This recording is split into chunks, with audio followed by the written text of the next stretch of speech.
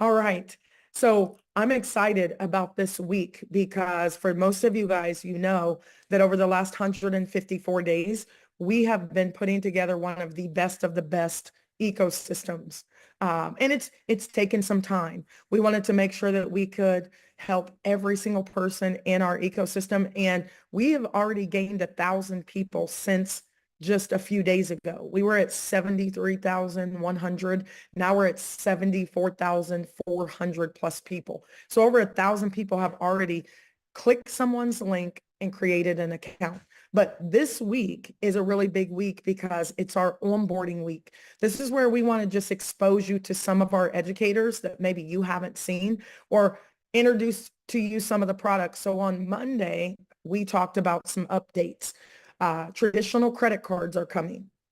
So you're going to be able to just very easily click a button, type your info in, and pay for your Elevate Pro or Legend membership along with your Vibe partner kit that makes you a business owner, right? If you don't pay that Vibe partner kit for $9.99, you are a customer, and we love our customers, but we can only pay you like an affiliate. We can't pay you like a partner. So we've been doing that this week. Many of you guys have been using our crypto options. Some of you are good at it. Some of you not so good. Just wait. Utilize the flexible payment option that we're getting ready to roll out. I also told you guys that this is our last week. So we will tell you when the deadline is for our final pre-launch deadline where you would have had to have chosen your membership or qualified with at least 160 PCV, personal commissionable volume. That just means I want to make sure that I am in on the potential commissions that could fall. We're going to tell you what that date is. It's going to be here in a few days. We want to wait until our credit card option is available to you guys, our traditional credit card option. So don't worry. Go to myvibe.io and get inside of the telegrams. We will not leave without you and unless you go MIA on us. So that's important. Today is called Token Tuesday. So I'm excited because we're going to talk crypto. We're going to talk ownership. We're going to talk to one of our educators today at 1 o'clock right now. And then at 8 p.m. Eastern, we're also going to bring him back up along with another special guest. And then on Wednesday, it is going to be Wealth Wednesday. We're going to bring up some of our educators to talk about how you really protect your assets. And then on Thursday, it is Thrive Thursday, where you get a chance to meet our amazing spiritual leaders, personal development, mindset coaches on Thursday. And then on Friday, we have a huge surprise for you guys. It is Forex Focus Friday. Forex is the #1 money-making market on the planet. And you don't have to trade it, but you better know about it because that's where your money is. But we actually have something really special to share with you on Friday that is going to change how you see Vibe altogether. So today, what I want to do is I want to get out of the way, and I want to introduce you guys to one of our educators who's going to be educating every week. He has his own program as well, and we have made a divine spiritual partnership. I was able to meet this gentleman through one of my besties, best friends, James, and James has introduced me to so many different people.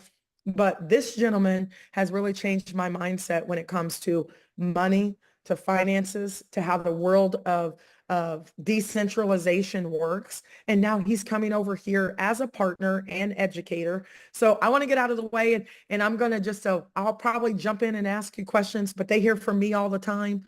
They're here to see you. So Barnaby, if you wouldn't mind, guys, this is Barnaby Anderson. Phenomenal. If you could tell them where you're from and anything that you want to share about yourself before we dive into the meat of this program today. That'd be great. Thanks so much, Megan, for having me. It's awesome to be here with everybody. I couldn't be more excited about being involved with Vibe. And yeah, I'll just give you a little bit about just a snapshot of my background because, probably you guys haven't heard of me or met me before. You can tell I've got an accent. And so just firstly, where am I from? I'm an Aussie. I'm from down under, and so I've got a tech background for over 30 years. So I've actually been walking the talk so to speak, of everything that Megan has been talking about. You could even say potentially everything that Vibe stands for, because I've been fortunate enough to spend the last dozen plus years traveling the whole world and doing whatever I love and whatever I like, which happens to be tech, off my laptop. You know, when I was 21, and yes, you can see I've got some whiskers. I've just become a grandfather, if any of you are wondering. My daughter turns 30 this year, and so that gives you some context. But when I was 21, back in the early 90s, back in 92, 93, that's when I got involved in tech. And straight away, I had a vision. I saw the potential of having a laptop, which were brand new back then in the world, and I could see myself working on a beach. This is pre-internet, folks. That's how far I've been able to see ahead, so to speak. And people obviously didn't even know what I was talking about. And I could see that there was going to be an emerging future. How come? Well, I was always into sci-fi as a kid, as a teenager. I was always into all that kind of stuff of the future. And so I just knew that this was going to be where things were going. And then in 95, when my daughter was born, that was the year that the internet actually came about with the web. Okay. And that's when e-commerce started.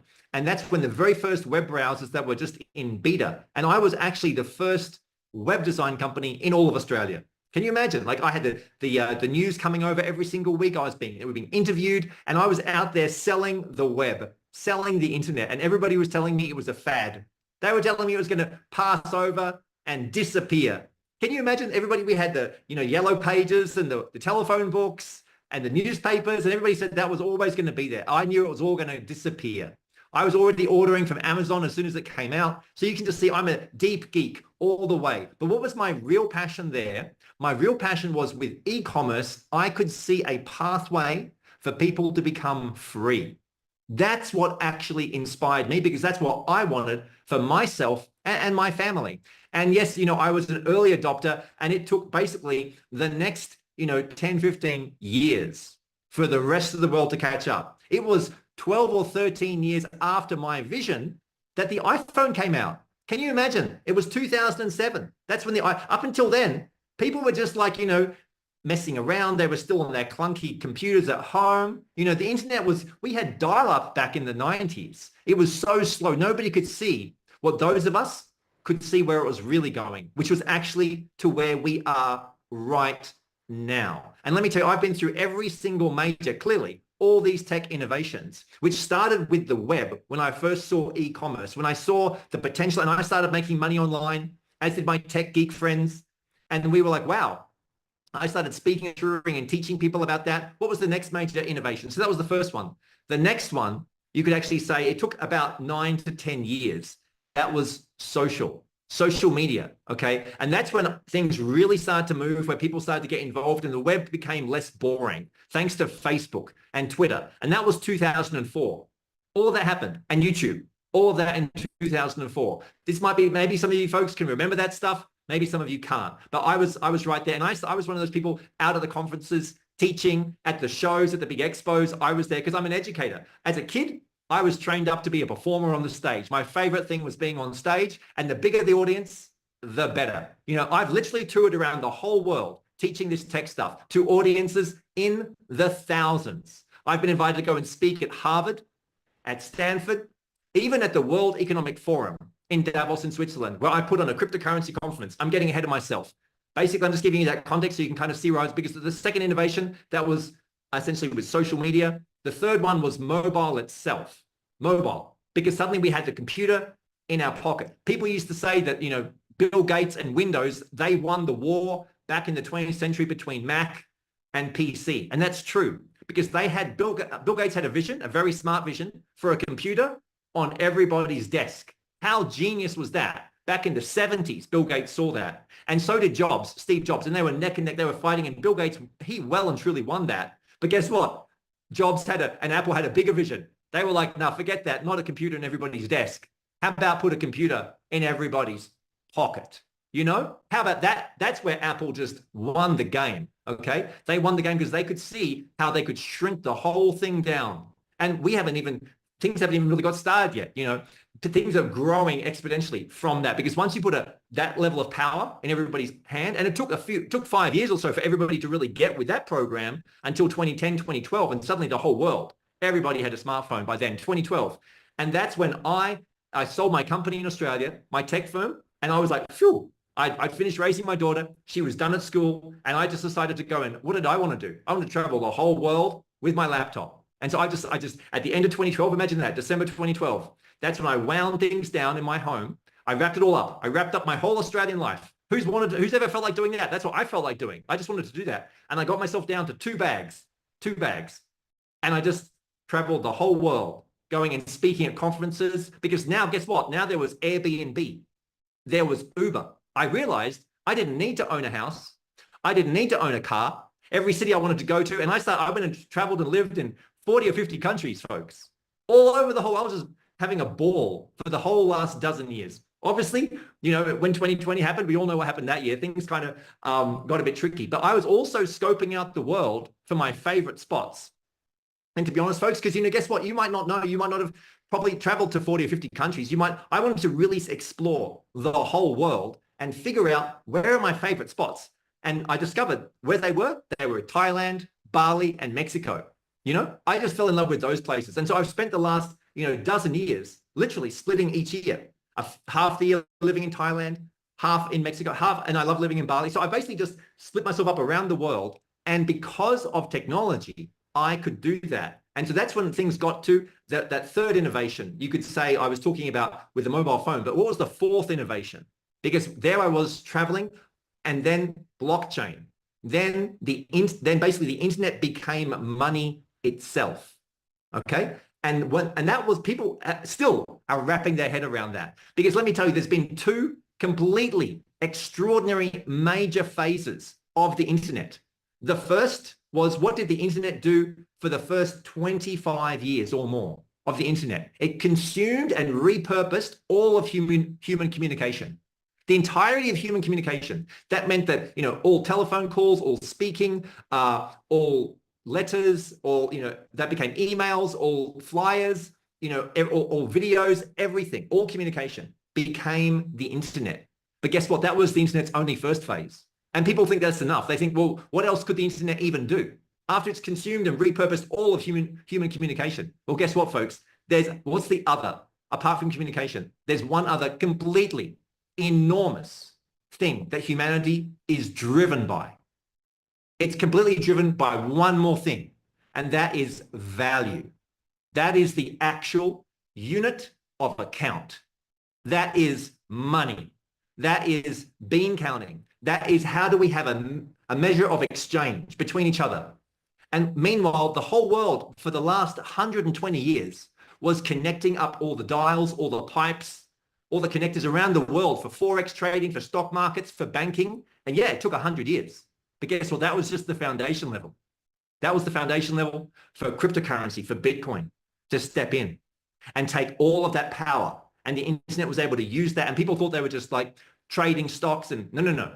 Things are just getting started, because money itself, currency itself, is being repurposed, reinvented by the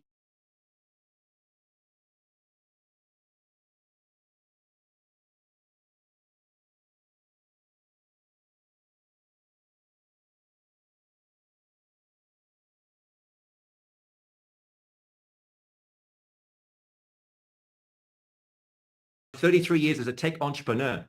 And folks, there's one more, the fifth one, that has just landed in the last 2 years. And of course, you know exactly what I'm talking about. And it is AI. And AI is obviously, each one stacks on each other. So you have the web, the foundation layer of e-commerce. Then you have social media on top of that. And then you have mobile. Everybody's got a computer in their pocket. That's the third one. And then the fourth one, you have blockchain technology. That's the fourth one. And then you have AI.